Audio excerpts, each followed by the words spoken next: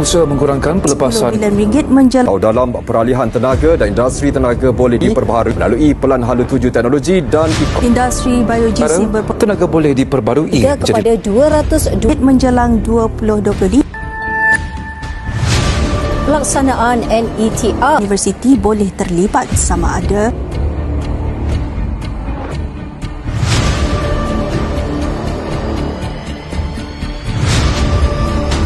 0.19 bilion. Assalamualaikum warahmatullahi wabarakatuh dan salam sejahtera. Nama saya Nur Alia Maisarah binti Muhammad Azlan. Saya merupakan pelajar PPISMP ambilan 2025-2026. Saya juga merupakan pelajar Pendidikan Islam 3.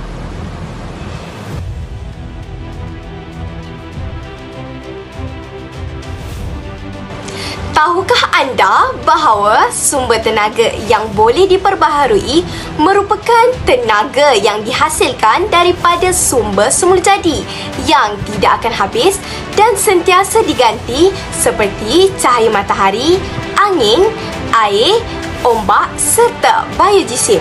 Dalam era pembangunan moden dan peningkatan permintaan tenaga, sumber tenaga ini semakin mendapat perhatian kerana ia lebih mesra. Ia lebih mesra alam dan mampu mengurangkan pergantungan kepada bahan api fosil. Oleh itu, dalam video ini saya akan membincangkan potensi pasaran sumber tenaga yang boleh diperbaharui serta keperluannya di Malaysia, khususnya dari segi tenaga solar, hidro dan biojisim. Baiklah, jadi kita akan lihat kepada potensi pasaran tenaga yang pertama, iaitu potensi pasaran tenaga solar. Potensi pasaran tenaga solar di Malaysia adalah sangat besar dan strategik. Malah, ianya boleh menjadi tunjang utama peralihan tenaga negara dalam tempoh 10 hingga 20 tahun yang akan datang. Faktor geografi, dasar kerajaan, peningkatan kos bahan api fosil serta komitmen terhadap agenda perubahan iklim menjadikan solar bukan lagi pilihan sampingan tetapi ianya merupakan satu keperluan. Kita lihat kepada faktor yang pertama, iaitu faktor geografi yang menguntungkan. Malaysia terletak berhampiran dengan garisan khatulistiwa dan menerima purata sinaran matahari sekitar 4 hingga 5 jam puncak sehari sepanjang tahun. Analisis dalam Malaysia Renewable Energy Roadmap oleh Sustainable Energy Development Authority menganggarkan potensi teknikal solar negara boleh mencecah lebih 200 gigawatt, jauh melebihi kapasiti penjenaan semasa negara. Jadi ini menunjukkan dari sudut sumber semula jadi sahaja, Malaysia mempunyai kelebihan yang kompetitif yang besar berbanding negara beriklim sederhana. Potensi pasaran tenaga solar juga dijangkakan meningkat kerana peningkatan kapasiti terpasang yang konsisten.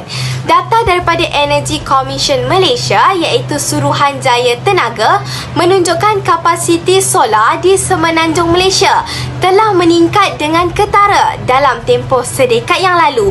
Jadi seperti yang kita tahu, dalam tempoh sedekat yang lalu sekitar bawah 500 megawatt sebelum tahun 2015 meningkat kepada lebih 2 gigawatt selepas tahun 2023. Solar kini menjadi komponen terbesar dalam tenaga boleh diperbaharui negara. Kerajaan juga menyasarkan sebanyak 31% kapasiti tenaga boleh diperbaharui menjelang tahun 2025 dan 40% menjelang tahun 2035. Dan sebahagian besarnya peningkatan ini dijangkakan datang daripada solar. Ini membuktikan bahawa pasaran solar bukan sekadar potensi teori semata tetapi sedang berkembang secara aktif. Jadi seperti yang kita tahu juga, terdapat pelbagai juga sokongan daripada dasar kerajaan yang menyebabkan peningkatan potensi pasaran tenaga solar. Beberapa inisiatif telah dilaksanakan seperti Net Engineer Metering iaitu galakan pemasangan solar atas bumbung rumah dan permis komersial. Seterusnya Large Scale Solar iaitu projek ladang sekolah berskala besar. Dan yang terakhir sekali adalah Corporate Green Power Program iaitu inisiatif ini menunjukkan kerajaan melihat solar sebagai penyelesaian jangka panjang kepada isu keselamatan negara dan kelestarian. Seterusnya kita akan melihat kepada isu semasa yang sedang berlaku di Malaysia iaitu kenaikan kos elektrik dan tekanan global itu sendiri. Malaysia masih bergantung kuat kepada arang batu dan gas. Malah, menurut laporan Tenaga Kebangsaan, lebih 70% penjanaan elektrik negara masih datang daripada bahan api fosil. Jadi, apa yang perlu diberikan pengenekanan kepada kita adalah yang pertama, berlaku ketidakstabilan harga gas dan arang batu global. Yang kedua, tekanan karbon dan perdagangan antarabangsa. Contohnya, mekanisme cukai karbon Eropah. Dan yang terakhir sekali, peningkatan permintaan tenaga daripada pusat data dan sektor industri. Jadi, situasi ini menjadikan solar lebih relevan kerana kos penjanaannya semakin kompetitif dan lebih stabil dalam jangka masa panjang. Jadi, seterusnya kita akan lihat kepada penggunaan solar dalam jangka masa yang panjang. Penggunaan solar di Malaysia jelas menunjukkan trend peningkatan yang kukuh dan berterusan, bukan penurunan. Jadi, menurut analisis Perancangan Tenaga Nasional, kapasiti tenaga boleh diperbarui dijangka meningkat hampir 4 hingga 5 kali ganda menjelang tahun 2035. Selain itu, lebih 80 hingga 90% pertumbuhan ini dijangkakan disumbang oleh solar itu sendiri. Ini menunjukkan solar adalah komponen utama dalam peralihan tenaga negara. Seterusnya, kita juga lihat bahawa permintaan industri dan pelaburan asing itu sendiri menjadikan solar berpotensi dalam jangka masa yang panjang. Hal ini kerana Malaysia kini menjadi hub pusat data di Asia Tenggara. Syarikat teknologi global menuntut bekalan elektrik hijau untuk operasi mereka. Keadaan ini meningkatkan permintaan terhadap solar melalui perjanjian pembelian tenaga hijau. Selain itu, Malaysia juga merupakan antara pengeluar panel solar utama dunia yang menjadikan industri ini bukan sahaja penting dari segi tenaga tetapi dari segi ekonomi Malaysia itu sendiri. Baiklah, sebentar tadi kita telah lihat tentang potensi pasaran tenaga solar. Sekarang kita akan beralih kepada potensi pasaran tenaga hidro. Malaysia mempunyai potensi yang kuat dalam pembangunan tenaga hidro kerana geografi negara ini yang kaya dengan sungai dan kecerunan air yang sesuai. Tenaga hidro juga merupakan satu bentuk tenaga boleh diperbaharui yang stabil dan telah menyumbang besar kepada sistem tenaga negara. Saya percaya bahawa tenaga hidro merupakan salah satu komponen penting dalam usaha diversifikasi tenaga Malaysia, terutamanya kerana ia dapat menyediakan bekalan elektrik yang berterusan, mengurangkan pergantungan kepada bahan api fosil dan menyokong keselamatan tenaga dalam masa jangka yang panjang. Jadi kita lihat kepada faktor ataupun teori yang pertama, iaitu sumber tenaga hidro ni merupakan sumber semula jadi dan geografi Malaysia. Malaysia mempunyai rangkaian sungai yang luas dan taburan hujan yang tinggi sepanjang tahun, terutamanya di kawasan Sarawak dan Pahang. Ini memberikan potensi yang baik untuk pembangunan empangan hidro berskala besar dan juga kecil. Bagi membuktikan keupayaan ini, data daripada Tenaga Nasional Berhad dan Sarawak Energy menunjukkan bahawa projek hidro kini menyumbang lebih 25% daripada kapasiti tenaga elektrik di Malaysia. khususnya di Sarawak yang merupakan antara wilayah yang paling banyak membangunkan tenaga hidro itu sendiri. Dalam pelan tenaga jangka panjang, tenaga hidro ini dijangkakan terus kekal sebagai penyumbang penting kepada base load electricity yang menjadikannya sumber penting untuk stability grid serta memainkan peranan dalam pengurusan permintaan punca. Oleh itu, kerajaan berharap untuk memaksimumkan potensi hidro dengan pendekatan campuran termasuk pembangunan hidro berskala kecil iaitu mini hidro di kawasan luar bandar serta integrasi dengan sistem tenaga pintar iaitu smart grid. Ya, oleh itu, potensi jangka panjang menunjukkan kenaikan berterusan, bukanlah penurunan, namun kadar pertumbuhan mungkin lebih perlahan berbanding solar kerana faktor pembiayaan dan impak alam sekitar. Jadi sekarang kita akan lihat kepada penggunaan hidro dalam jangka masa panjang di Malaysia. Penggunaan hidro dalam jangka masa panjang di Malaysia masih menunjukkan trend peningkatan walaupun pertumbuhannya tidak secepat tenaga solar kerana beberapa had geografi dan kos awal pelaburan yang tinggi. Walau bagaimanapun, tenaga hidro akan terus menjadi komponen penting dalam campuran tenaga negara kerana ia memberikan kestabilan dan keupayaan penjanaan yang konsisten. Jadi seperti yang kita tahu, trend pertumbuhan hidro ini masih dalam proses peningkatan. Dalam 10 tahun yang terakhir, kapasiti hidro telah meningkat secara berperingkat di Malaysia, terutamanya di Sarawak. Jadi seperti yang dapat kita lihat, pada tahun 2010 hingga tahun 2015, kapasiti hidro meningkat secara sederhana melalui pembinaan empangan sederhana. Dan pada tahun 2015 hingga tahun 2025, kapasiti terus meningkat melalui projek besar seperti Pakum, Murun dan Baleh. Namun perubahan kapasiti hidro tidak setinggi solar kerana tenaga solar ianya lebih mudah dibangunkan di kawasan bandar dan luar bandar tanpa memerlukan projek empangan yang besar. Sebentar tadi kita telah lihat tentang potensi pasaran tenaga bagi tenaga solar dan juga tenaga hidro. Kita beralih pula kepada potensi pasaran tenaga biojisim. Tenaga biojisim mempunyai potensi yang sangat besar juga dan strategik di Malaysia kerana negara kita dikurniakan sumber biojisim yang melimpah terutama dari sektor pertanian seperti peladangan kapur sawit, perhutanan, pertanian dan juga sistem sisa pembandaran.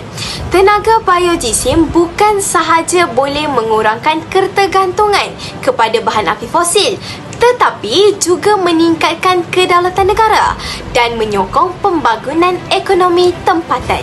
Jadi antara faktor pendorong kepada peningkatan potensi tenaga biojisim yang pertama adalah sumber biojisim yang banyak. Malaysia menghasilkan kira-kira 168 juta tan biojisim setahun, termasuk sisa pertanian, sisa sawit, kayu, sekam padi dan lain-lain bahan organik. Ini menjadikan biojisim sebagai salah satu sumber tenaga diperbaharui terbesar di negara ini. Potensi biojisim dianggarkan sekitar 2.3 gigawatt yang jika dimanfaatkan sepenuhnya boleh menyumbang dengan ketara kepada elektrik negara. Selain penjanaan elektrik, biojisim juga boleh digunakan untuk menghasilkan biokimia, baja organik dan bahan berasaskan bio lain. Ianya membuka peluang perniagaan baru dalam industri bioekonomi nasional. Seperti yang kita tahu juga, isu semasa yakni penyelarasan grid tenaga. Salah satu isu semasa yang dibangkitkan ialah kekurangan infrastruktur sambungan grid elektrik yang menyebabkan sesetengah kilang yang menghasilkan tenaga biojisim ini tidak dapat menyalurkan lebihan tenaga ke grid nasional. Ini menunjukkan bahawa potensi biojisim sebenarnya masih belum dimaksimumkan sepenuhnya. Oleh itu, kita hendaklah memaksimumkan dan menggunakan potensi pasaran tenaga biojisim ini dengan sebaik-baiknya. Dalam jangka masa yang panjang, penggunaan biojisim di Malaysia dijangkakan meningkat, tetapi pertumbuhannya bergantung kepada pelaksanaan dasar, teknologi serta sokongan infrastruktur untuk menghubungkan sumber biojisim dengan grid tenaga nasional. Jadi, sejak beberapa tahun yang lalu, Malaysia telah meluluskan projek biojisim melalui mekanisme FEED, menunjukkan minat pelabur dan kerajaan untuk membangunkan sumber biojisim secara komersial. Contohnya, sebanyak 22 projek biogas dan biojisim dengan kapasiti lebih 36 megawatt telah pun diluluskan. Ianya menyumbang kepada kepelbagaian tenaga yang boleh diperbaharui untuk negara. Selain itu, projek seperti biomass power plant berkapasiti 7 megawatt di Johor yang dijangkakan beroperasi pada tahun 2027 menunjukkan peningkatan pelaburan dalam sektor ini. Jadi, kerajaan juga telah mensasarkan peningkatan penggunaan tenaga boleh diperbaharui dalam campuran tenaga negara, termasuk biojisim itu sendiri. Sebagai sebahagian daripada strategi peralihan tenaga, biojisim dilihat mampu menyumbang kepada sasaran renewable energy mix sebanyak 40 hingga 70% menjelang pertengahan abad ini, bergantung kepada dasar pelaksanaan dan pelaburan sektor swasta. Jadi, pasti ramai yang tertanya, mengapakah Malaysia amat memerlukan sumber tenaga boleh diperbaharui? Malaysia amat memerlukan pembangunan sumber tenaga boleh diperbaharui kerana model tenaga yang terlalu bergantung kepada bahan api fosil seperti arang batu dan gas asli tidak lagi mampan daripada sudut ekonomi, keselamatan tenaga serta kelestarian alam sekitar. Pada masa ini, sebahagian besar tenaga elektrik negara masih dijana daripada bahan api fosil, sedangkan tenaga boleh diperbaharui hanya menyumbang sebahagian kecil daripada jumlah pengeluaran tenaga elektrik negara. Sebagai contoh, laporan Tenaga Nasional Berhad menunjukkan bahawa pada tahun 2024, kira-kira 90% sahaja daripada jumlah penjanaan elektrik datang daripada sumber tenaga boleh diperbaharui, manakala sebahagian besar masih bergantung kepada arang batu dan gas asli. Keadaan ini menunjukkan bahawa Malaysia masih berada pada tahap peralihan tenaga dan memerlukan peningkatan yang ketara dalam penggunaan tenaga bersih bagi menjamin keselamatan tenaga serta kelestarian pembangunan negara pada masa hadapan. Malaysia juga berdepan cabaran serius berkaitan perubahan iklim yang semakin ketara, termasuk peningkatan kejadian banjir besar, hujan lebat luar biasa serta perubahan corak cuaca yang tidak menentu. Fenomena ini sebahagiannya berkait rapat dengan peningkatan pelepasan gas rumah kaca yang berpunca daripada aktiviti manusia, termasuk sektor tenaga yang masih bergantung kepada bahan api fosil. Oleh itu, peralihan kepada tenaga boleh diperbaharui merupakan langkah penting bagi mengurangkan pelepasan karbon dan membantu usaha mitigasi perubahan iklim. Kerajaan Malaysia sendiri telah menetapkan komitmen untuk mencapai sasaran pelepasan karbon sifar bersih iaitu net zero emission seawal tahun 2050 yang memerlukan transformasi besar dalam sektor tenaga negara. Dalam kerangka pelan peralihan tenaga negara, Malaysia mensasarkan peningkatan kapasiti tenaga boleh diperbaharui sehingga 70% daripada kapasiti penjanaan elektrik tenaga menjelang tahun 2050. Ini menunjukkan bahawa pembangunan tenaga bersih merupakan komponen utama dalam strategi pembangunan negara yang mampan. Selain tenaga solar, tenaga hidro juga memainkan peranan penting dalam memastikan kestabilan bekalan tenaga negara. Berbeza dengan tenaga solar atau angin yang bergantung kepada keadaan cuaca, tenaga hidro mampu menyediakan bekalan elektrik yang lebih stabil dan konsisten kerana ia menggunakan aliran air yang boleh dikawal melalui empangan dan sistem takungan. Oleh itu, tenaga hidro sering digunakan sebagai sumber bekalan asas dan sistem tenaga elektrik. Malaysia telah lama membangunkan tenaga hidro, khususnya di negeri-negeri seperti Sarawak yang mempunyai potensi sumber air yang besar. Jadi, berdasarkan pelan pembangunan tenaga boleh diperbaharui negara, tenaga hidro dijangkakan terus menjadi komponen utama dalam campuran tenaga boleh diperbaharui Malaysia dan menyumbang hampir separuh daripada kapasiti tenaga boleh diperbaharui pada masa hadapan. Jadi yang terakhir adalah pengurangan pelepasan gas rumah kaca melalui biojisim. Selain tenaga hidro dan solar, biojisim juga merupakan sumber tenaga boleh diperbaharui yang mempunyai potensi besar di Malaysia, terutamanya kerana negara ini merupakan antara pengeluar utama minyak sawit dunia. Sisa pertanian seperti tandan kosong, kelapa sawit, serat, cengkerang sawit boleh digunakan sebagai bahan api biojisim untuk menjadi tenaga elektrik. Jadi, bila kita lihat dari sudut saintifik, biojisim dianggap sebagai sumber tenaga yang lebih neutral karbon kerana karbon yang dilepaskan semasa proses pembakaran sebenarnya telah diserap oleh tumbuhan semasa proses fotosintesis. Oleh itu, penggunaan biojisim dalam penjanaan tenaga dapat membantu mengurangkan pelepasan gas rumah kaca secara keseluruhan. Pembangunan sektor bioenergi juga selaras dengan usaha Malaysia untuk mencapai sasaran neutral karbon menjelang tahun 2025 serta memanfaat sumber sisa pertanian dengan lebih baik. Baiklah, itu sahaja daripada saya. Sekian, wabillahi taufiq wa hidayah. Assalamualaikum warahmatullahi wabarakatuh.